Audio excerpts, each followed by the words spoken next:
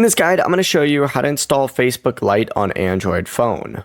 This is Aiden from JustBoz, and before we get into this guide, make sure to like the video and subscribe to the channel with all notifications on. It really does help with the channel and it lets us know that you want more content like this, so we greatly appreciate it. If at any point throughout this guide you did have any questions, just ask them down in the comment section below and we can help you out further. I'm going to be doing my best to reply to every single comment down there. Now first, you need to make sure that your phone is connected to Wi-Fi or mobile data, and then from here just go ahead and open up the Google Play Store and hit search down at the very bottom. Go ahead and search for Facebook Lite, so that is Facebook, and then it's Lite spelled L-I-T-E.